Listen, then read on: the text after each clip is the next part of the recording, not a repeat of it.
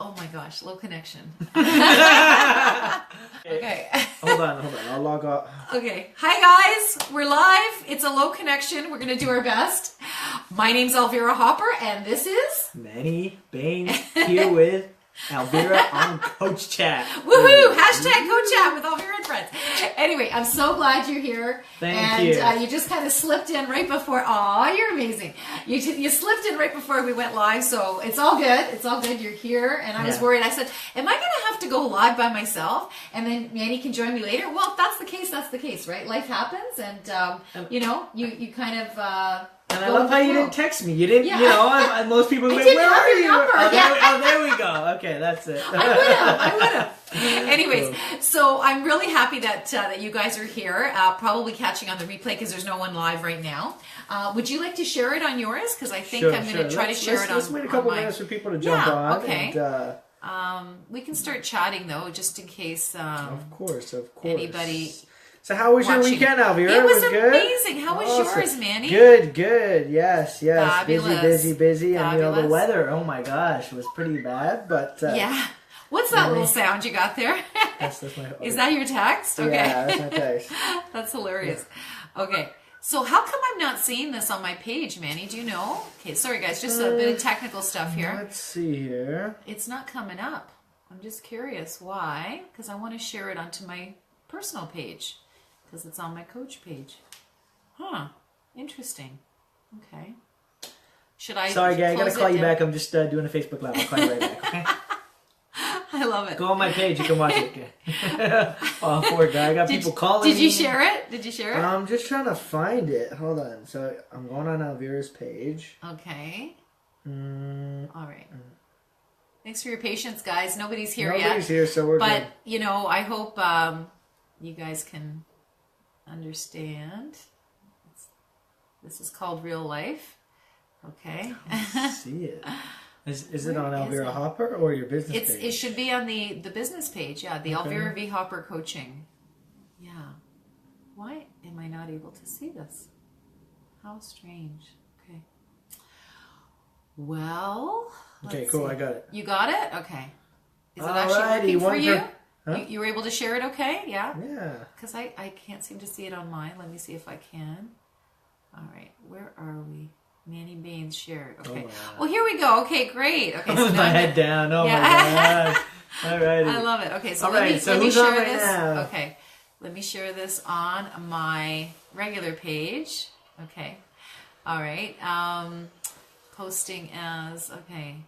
How do I share this? Share on a page that you manage. Share my timeline. That's what I want to do. Hey guys, join Manny Baines and I live. Okay, there you go. Okay, so hopefully we'll get a few more people jumping on. Awesome. So, awesome. yeah, so your weekend was good? It was good. Yeah. Awesome. A lot of relaxing and enjoying and reflecting. I really like it because business hours are kind of closed and you get to do your own thing and just chill and reflect, and I love doing that. Yeah. I love it. Yeah. Awesome. Love it. So, Manny, I was thinking about you and the expertise that you bring. Oh, thank you. And I was thinking, I'm not nice, I'm honest. And I was thinking, that you have a lot of information to share around the subconscious mind and how much it controls us. And if we want to create the life of our dreams, we want to manifest our desired, outcome, goals, whatever it is that we want. Tell us a little bit about, sort of subconscious mind 101 and what we have to do to overcome the stuff that's been there for years. And, we need to get past that stuff in order to create what it is that we do want, right? So what I just want to hear you talk on that. Can you tell us a little bit about that? Absolutely. It's such a fabulous topic. Today, actually over the weekend, I watched a really, really great movie. It was the new Think and Grow Rich movie, Legacy. Really? Okay. Yeah, it's a must watch, I'm telling you. Where do you see that? I will send you the link. You can put it on Google. You can order it. It's like $40 or something. Okay. And it was so powerful. It really fired me up like The Secret. It was really, I watched it twice actually this weekend because it was just so good. Okay. And it's talking about Think and Grow Rich and all the principles and things like that. And, you know, it just shows us. So tell them a little bit about Think and Grow Rich, like 101 kind of thing. Yeah. So Napoleon Hill, he wrote it. Well, for people that don't know Think and Grow Rich, I think everybody's heard of the book. It was done by this man. His name is Andrew Carnegie, and he. Oh, it wasn't Napoleon Hill. Well, it was Napoleon Hill that wrote it, but it was Andrew Carnegie who appointed Napoleon Hill to write the Laws of Success. Okay. Okay. Andrew Carnegie, he was the richest man in the world at one point. He owned U.S. Steel. Right. And he thought it was a shame that people like him and Henry Ford had all this knowledge and were going to go to the grave knowing this information, the laws of achievement. Right. So he got Napoleon Hill to write it, and he gave him meetings with like 500 of the world's most wealthiest men, you know, Ford, Edison, all the top dogs, right? Yeah, and then he wrote this book, and it's just an amazing book. I'm sure you've read it. I mean, you can't read it once. Years ago. I should go back to it. Yeah. So, okay. And it's just talking about it, and the subconscious mind is one chapter. I think, you know, there's many parts to our minds, psychologists would say, but we really want to focus on the two parts. We have a conscious mind and a subconscious mind, right? And the two are really so different, right? Like if we think of our conscious mind, we can originate thought, right? That's the part that school focuses on, right? They put the education in, we read, remember, repeat. Right. Unfortunately, we don't act from our conscious mind. We act from our subconscious mind, right? Yeah. People buy from emotion and they justify with logic. So the subconscious is the emotional mind. And what most stuff people, under the iceberg, right? And that's it. Right? And what most people realize is that we have, just since we were a kid to now, have just been bombarded with stuff. From the age, by the time you're 3 or 4 to you're an adult, you've just been fed all this information, right? From when you're a kid, society, your environment, your parents. Yes. And some of them are good. You know, our parents gave us good values. Some of them might not be serving you, and all these beliefs are sort of programmed into you. Right. And the first step is to be aware that you have this. That you have some. Maybe we all have it. We all have it. It doesn't matter. You could be nobody's immune. No, exactly. Yeah. Right. Okay. And so to realize that you do have maybe some things that you might want to change, some limiting beliefs in there. Right? Yeah. Yeah. And just to be aware of it. That's step one. That's going to give you a huge. Yeah. That's a great explanation. Thank you. Yeah. Yeah. Okay. So what's step 2? Well, step 2 is, you know, everybody thinks it's so easy as black and white, right? And it's really not. I mean, this stuff takes time. It takes time to form new habits and beliefs and things like that. But step 2, I think, let's just take it real simple. Pick a result or something in your life that you want to change, right? Let's say you want to lose weight, for example. Okay, perfect. Yeah, and we never say lose. We always want to say release. Yes, release. Because if you lose, you always find it back. Right. And losing weight is such a great example because we can all relate to it. How many of us have tried to go on a diet, right? Yes, absolutely. We try to go on a diet. Yeah. What do? We say we're going to get in shape. We're going to go die to the gym. with a T, yeah. There you go. We go to the gym, and then what happens? We lose a couple pounds, and we may be okay, but then what happens? In the next few weeks, we're back to our old ways, right? We're eating that chocolate cake or whatever, right? Yeah. Because we haven't changed the root cause, right? Yeah. People try to change things by changing their behavior. Behavior is a secondary cause. The primary cause is actually your beliefs in your subconscious mind, what we call paradigms, right? Right. And if you don't attack those, your results are only going to be temporary. Right. Okay. So, for example, if someone's trying to lose weight, but they have a fat image of themselves in their mind, they're always going to put it back on. Yeah, right? exactly. So that's all. Yeah. Yeah. So what is something? So somebody's watching right now, and they're like, "Oh my God, this is such a great timing that they're talking about this. I want to release weight." And I want to do it in a way that is going to stay. Like, do you have any advice for them, Manny? Yeah, I mean, again, it can't be said in a 2-minute answer. You have to really put this stuff to work, you know? But I think one thing is to sort of imagine yourself as a person that you want to be. Have that image of yourself in your mind, right? Because we think in pictures. Yeah. So really, really fix in your mind that image of how you want yourself to be. Hold that image through a mental faculty called the will, and if you, by holding it and impressing it over and over and over and over again, will eventually go into your subconscious mind. Right. That, along with affirmations, you're going to slowly start to see your behavior change. How long will it take? I mean, is it different for everyone? I think it is. I mean, first of all, it's your level of belief. You have to believe that this stuff is going to happen, right? Yeah. If you don't believe, right? Yeah. So that's one. But repetition over and over. I can't say there is no set way. If I say 30 days, 60 days. Yeah. For some people it's different, but I think at least 90 days to So daily affirmations. Imagine yourself in that slimmer body, you know, and you're feeling amazing and you're looking great in your clothes. So the feeling aspect, is that an important piece of it? Yeah. Your subconscious mind likes emotion, so you have to get into the feeling of it, right? Right. And just see yourself as the person you want to be. That, with affirmations over and over again, you're slowly gonna see. Yeah. You know, maybe you'll go to a restaurant and usually order a steak at a house red. You might order a quinoa salad and a steak. Like, you'll see stuff happening. Yeah, right? That's beautiful. As opposed to just trying to change your behavior. Yeah. So do you guys get that? It's really, really cool that our mind can create like anything, really. Like anything that we can truly believe, conceive and believe, we can achieve through this process. And Manny teaches it, right? You're a teacher of this. And so how do you work with people? I'm just curious, Manny. So we take people through a wealth and business building program. It's called Thinking into Results. It's 12 modules, and one of the modules in there is self-image, lesson 6. And I think that's so big. You guys need to pick up this book. I don't know if you heard of it. It's called Psycho-Cybernetics. By Dr. Maxwell Maltz. He was I haven't read it, but the founder of this thing called the self-image, right? So we have two images. The one that we brush our teeth, comb our hair, like look to the world, but we also have an inner image. Yeah. How we think about ourselves on the inside. Right. And it's That's so important. And it's that image we hold of ourselves on the inside that portrays to the outside. Yeah. So if you don't change that inner... And it controls everything. Literally, the way you walk, the way you talk. Yes. It controls your income. It literally controls everything. So you have to, if you want... And I believe, to be truly honest, I believe we all have self-image issues. Otherwise, we'd already be doing what we want to be doing. Yeah. So it's vitally important that you become aware of this and just start to work on it daily, you know, and just do little things. Yeah. So one of the things I do, just to share with you, is because, you know, as a child, you know, I did not have the parents I wanted. I had the parents I actually needed to become who I am now. And who I am now is fierce, sensitive, heart-centered badass. You know, and you come a long way, right? Well, and they the way they treated me was exactly what I needed in order to become who I am. And I'm a really sensitive yet kick-ass coach, right? So people have to feel safe in my container. Right. So not being treated the way I wanted to be treated as a kid was actually a gift, you know. Right. So this is what I believe: we choose the parents before we come here. I know that's kind of woo-woo. When I told my son that, he's like, "Mom, that's too woo-woo for me." But I truly believe we do, because we have a mission in this lifetime. I call it your unique legacy. People call it your why, your purpose, right? And so we end up with the right parents that we need in order to accomplish this, right? Do you believe that too, Manny?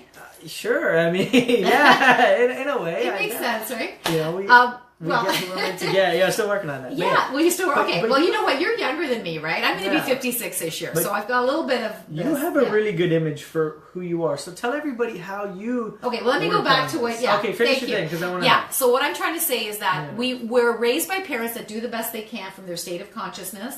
They might not serve us entirely, but we end up with those that we need in order to become who we're supposed to become. So I know that my mother, being more emotionally distant, forced me to actually become more sensitive. And now I've got an amazing relationship with her, because I actually healed that. I actually went to therapy for a couple of years to heal that. Nice. But I have an amazing relationship with her because I've shifted the way I see myself. Right. I'm no longer a victim of her treatment. Right. So I'm more empowered. Therefore, she treats me really well. Okay, so we have a really great relationship. My dad, he was more sensitive and he could relate to me more. But anyway, I tell you this because, you know, I didn't grow up with a lot of self-esteem and a lot of self-love. Right. So now it's my job every day to give myself, my inner child, self-esteem and self-love. So I actually have a little doll that looks just like me, and actually she's in the car because I just did a workshop. I'll show it another time. I have a little doll that I kiss every morning, and she looks just like me. When I was having a hard time when I was 11 years old, that's when I was told I couldn't be an artist, and I was, you know, and I figured out, okay, what do I do to please my parents? Well, I get good marks, and I go to a good school, and I get a good job. And I became an imposter for 2 careers, 27 years. I was always an artist. I was always an entertainer. I want to see people happy and smile, and I do it now. I became a jazz singer at 51 because I finally connected with it later. But there's a lot of work that went before that, and a lot of it had to do with self-love and really building up my self-esteem, knowing that I was worthy of this bigger life. And now I'm living it. I'm living that life. And truly, there's not one dream that has not come true. Well, I shouldn't say that. There's all my dreams have come true, except for those that haven't. And there's a plan in place. And those are shortly unfolding. So I really believe that someone like me who grew up low self-esteem, low self-love, was able to do it later in life. There's hope for all of us, because if a former crap magnet, this is how I describe myself, a former crap magnet like me can become a miracle magnet, I think anyone can. And absolutely what you say, those practices are so important, because we need to undo that stuff that's been piled on us. When we realize who we truly are, that we are these divine beings, and we are not the crap that we were told as kids, whether it was stressed out parents, or you're bullying older sibling, or you're bullying cousin, or you're bullying teacher, or your jerk friends, like when you let go of all the stuff that you're not, like who you are is bright and shiny and divine. And I want the whole world to get this, right? Don't you? Yeah, for sure. I think the concept of self-love is so important. Really, we should be. And it's daily, and that's why I said what you said. The practices, it's daily. We need to, because the stuff, it takes time to undo it, and just little things like just wake up every day and kiss yourself. And I can explain how I did it. Yes, I kiss my little doll every morning, and that's me. And I hug her and I say, "You're safe, sweetie. You're safe," because we might not have received the mothering or fathering we wanted as a child, but we can give it to ourselves now. Yes. So that's what I do every morning. That's my ritual, right? I do it every single day, except I haven't done it the last few days because my stuff's still in the car from my last workshop. Then I have a little mirror, and I kiss myself in the mirror, and I say, "Good morning, sunshine. You're beautiful. Have a great day." And so that those two things, it's one of my powerful tools that I share with my clients in workshops, one-on-one coaching. But again, I love what you said about the whole. It's a practice to overcome all the stuff that we were taught about ourselves, to realize who we truly are, right? Exactly. So yeah, I love it. And once you just begin to let go, stuff just starts to flow. I find that we hold on to a lot of stuff, and there's a lot of resistance. Yeah. And we just have to learn to just let it go. Yeah. And stuff just flows more easily. Absolutely, absolutely. Just let go. Yeah, let go. And it is a practice, right? And it's a daily practice, and it's not easy necessarily. But when we know that everybody is in the same boat, none of us is born with knowing this. We have to learn it. It's a choice. It's a choice to be on this conscious journey. You're a young person, and you're on this journey. So I so commend you, Manny. I didn't get this till much later. You're doing it now, and I just think you're such an example for what youth can do, because there's a lot of youth that are lost, right? Would you agree? Yes. And they don't realize the power they truly have. And I would love to see you shift this paradigm of kids that come out of school and they just don't know what they're supposed to do.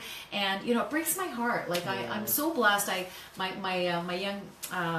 young son, my not so young son, was over yesterday, and he goes to Waterloo. He's graduating from computer science this year. I think you know that, right? My kid studies computer science. And we were talking about this, and I said, Daniel, you're so blessed that you knew what you wanted to do early on, and he put a plan into place. Like I remember when he was in grade 10. Did I ever share this with you? So I got to share this with you because it's just an example of manifesting and what our brain is capable of, okay? So my son, when he was, I only have one boy. I have one chance at greatness. So far, so good. When he was in grade 10, I said to him, Daniel, I said, what is it? Because I started doing this work and I started really getting law of attraction and all this stuff. And I said, Daniel, what is it you really, really, really want to do? And you know what Daniel said to me? He thought about it and he goes, Mom, I really, really, really want to be a software engineer in Silicon Valley. Wow. And I'm like, whoa, that's a tall order, right? Yeah. And I said, okay, great. That's what you really want to do. Then we sort of reverse engineered it. And I said, okay, what do you have to do in order to end up there? And then I guess he must have, done some research online or gone to his guidance counselor and said, what do I have to do to be an engineer in Silicon Valley? Well, the answer was, you need to go to Waterloo and you need to get in. You need to get into Waterloo and you need to get through the computer science program, and then you can be a software engineer in Silicon Valley. So my kiddo was always a good student. You know, he pulled up his marks like, you know, he was Hellion and, you know, JK and SK in grade 1. But grade 2, it really kicked in for him. So he was always a good student, really good marks. Teachers loved him. And he always kind of, you know, was easy, you know, kind of floating by with his marks. But when he realized that he had to get into Waterloo, he pulled his marks from like mid 80s in math to mid 90s, like low 90s. He had the desire. He had the, and he decided, this is who I need to become in order to get my dream. So that's what he did. And he got in. By the skin of his teeth, he got in. He survived. He's graduating this year in June. I'm so freaking proud of him. But here's the cool thing. He's a co-op student, right? So a couple of placements ago, guess where he was? Silicon Valley. Yes! Wow. He was a software engineer at Amazon in Silicon Valley. Wow. So my kiddo just is an example of someone who put the law of attraction into action. Didn't even know what he was doing, but I mean, obviously I was behind him kind of encouraging him to focus on what he wanted and become what he needed to become so that he could get to his goal. So yeah, he was always a good student in math, but when he realized the marks he had to get, he really pulled up his marks. So I want kids to get that if they can truly dream their wildest dream and then reverse engineer it, don't you think more kids would be coming out of school doing what they want to do? Yeah, I mean, I think the youth, I want to empower the youth because there's there's so much potential for them. You know what I mean? And I like what you said about reverse engineering. I think that's a good tactic. That's cool, yeah. Because you work from the end in mind and you bring it back, which is cool. Yeah. And who do you have to be in order to achieve what it is that you want, right? In order to do, you first must be, right? Yes, you have to be before you can become. And what were we talking? We were saying something. Let me see. I just lost my train of thought. Okay, I'm sorry. I cut you off there. I do that a lot.